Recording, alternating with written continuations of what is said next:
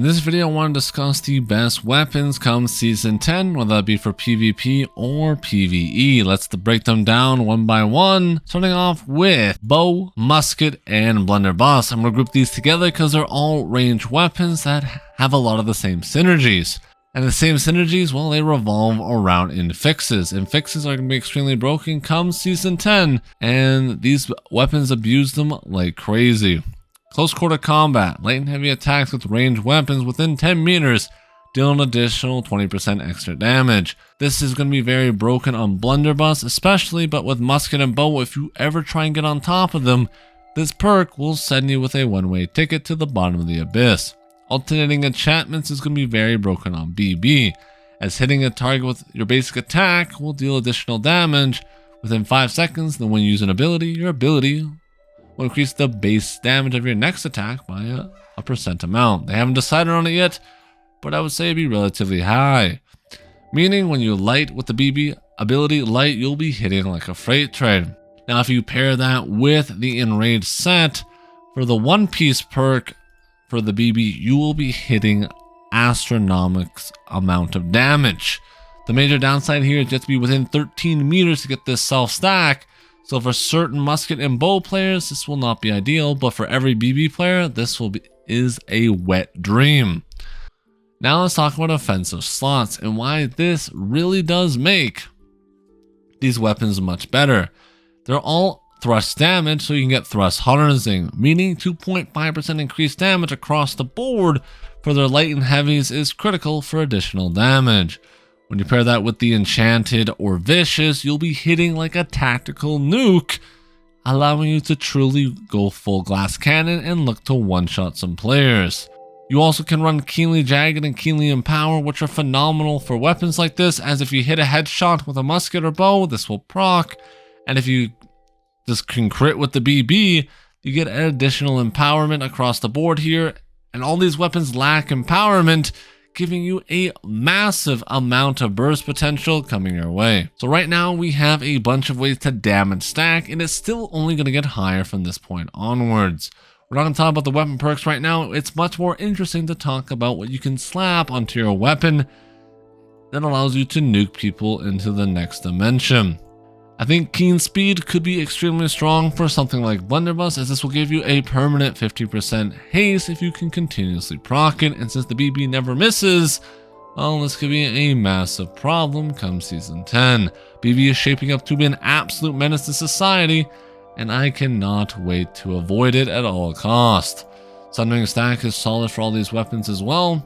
Pair that with Attunement and Shirking Frost here not really getting changed, it's looking like a massive deal breaker.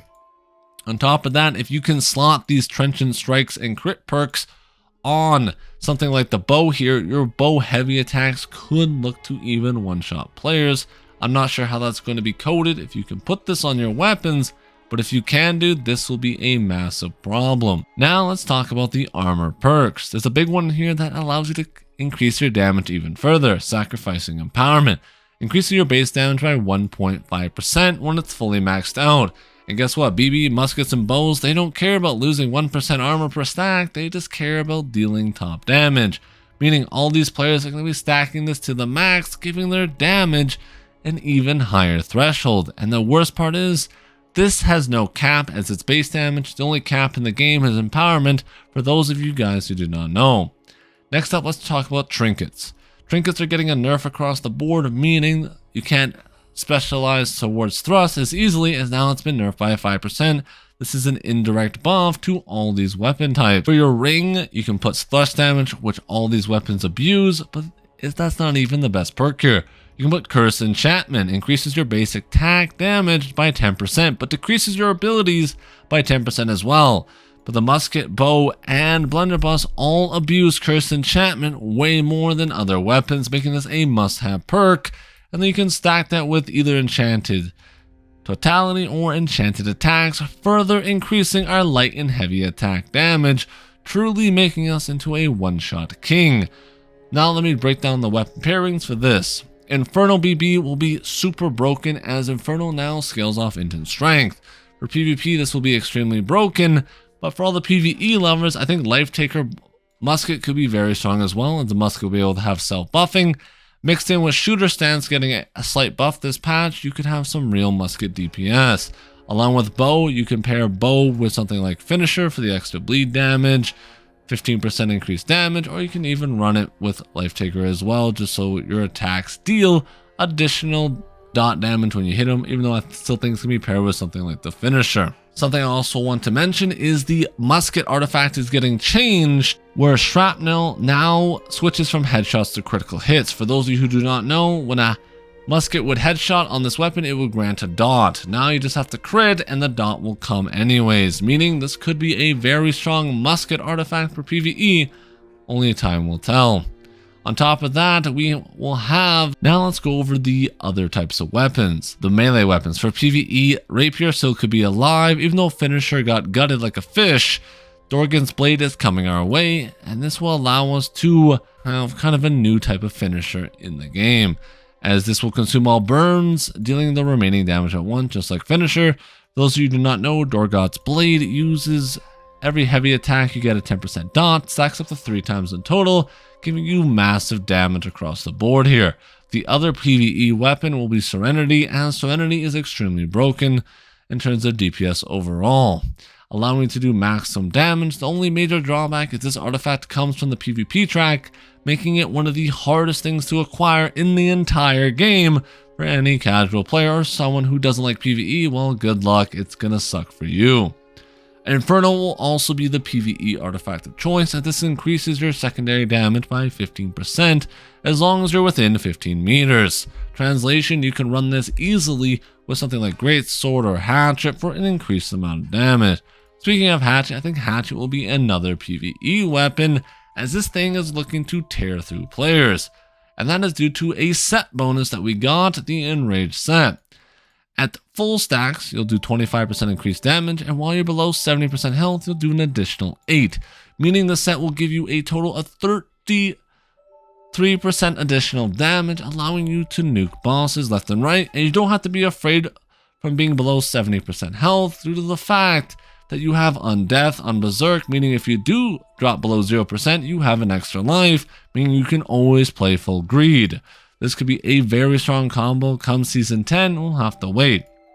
I also think this will be very good on Greatsword as well, as you can get this beautiful perk here. While Enrage, heavy attacks now consume 3 attack stacks to deal an additional 20% damage, further increasing the Serenity's damage. This, when you combine it with the other enchanted sets, allowing us to fully stack up our heavy and basic attack damage, Serenity is shaping up to be another top tier weapon across the board. This will truly be a different DPS meta than we've ever seen. Before, all the other patches, DPS has always just been finisher, but now we have Serenity, Inferno, and possibly the new Rapier coming in to spice things up for PvE. How about the other PvP weapons that I want to mention? I think Greatsword looking this patch is very good, and that's because of this perk down here, if this works the way I think it's going to. If we can put Sturdy Fortification on the Greatsword here, I'm not sure if it will be able to, you'll get 8% Fortify for each block max 3 stacks. This would be an insane way to get some extra tankiness on the Greatsword come in PvP, as while you're in Defiant stance, you're always blocking, meaning this will be almost 100% uptime when you pair it with another perk called Prolonged Favor.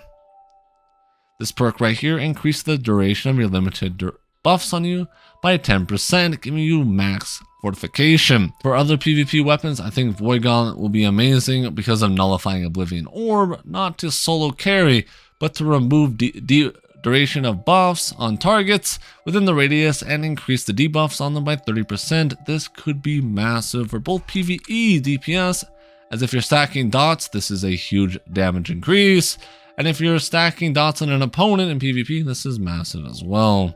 Another weapon I think will shine extremely hard come Season 10 is the Flail. The Flail is looking to be even more broken with the new buffs to the artifacts, and when you combine that with Powerful Eruption perk here, 16% increased damage per stack of impairment.